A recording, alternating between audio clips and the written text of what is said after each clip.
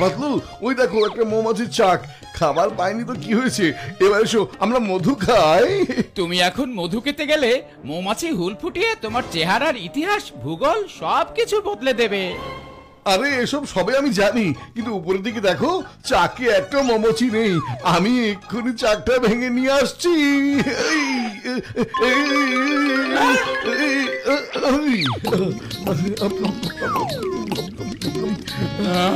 টাটকা মধু খাবার মজা একদম আলাদা।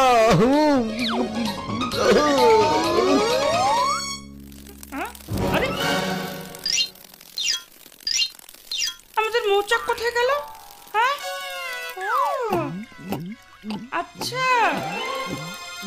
এ তোমাদের কাজ। দাঁড়াও, দেখাচ্ছে মজা। আরে আমরা এত কষ্ট করে মৌচাক বানিয়ে সেখানে মধু জমাচ্ছিলাম, আর তুমি এত সহজে খেয়ে ফেললে। খেয়েছি তো কি হয়েছে, একটা চাকি তো ছিল, আর একটা বানিয়ে নাও। কি হয়েছে তাই না? আচ্ছা,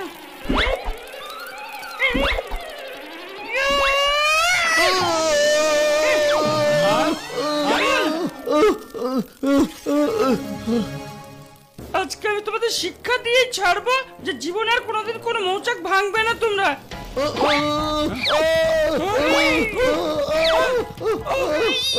আরে দেখি সত্যি সত্যি আমাদের পেছনে লেগে গেল। পাতলু পালাও।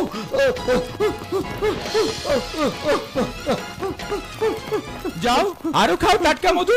শুধু তোমার কারণেই আমিও বিপদে পড়ি সব সময়।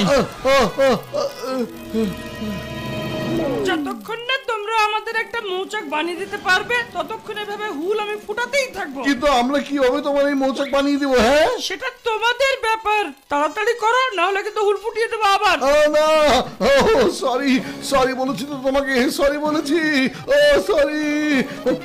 চিংগাম স্যার, বাঁচান চিকম স্যার, চিকম স্যার বাঁচান। কেন পাও ভয়? যেখানে চিংগাম রয় কেন পাও ভয়? বলো বলো, কি হয়েছে বলো। চিকম স্যার, একটা মৌমাছি আমাদের পেছনে লেগেছে। মোটু পাতলু, তোমরা দুজন একটা সামান্য মৌমাছির ভয়ে পালিয়ে আসছো। একটা ছোট্ট সামান্য মৌমাছি তোমাদের এমন কি ক্ষতি করতে পারে? এক্ষুনি বুঝিয়ে দিচ্ছি কি ক্ষতি করতে পারি।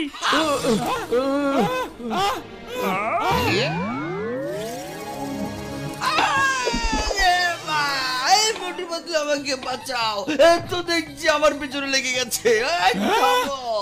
আইনের কসম, দেশের কসম, ওরে মা, আব্বা, চটপটি ফুচকা।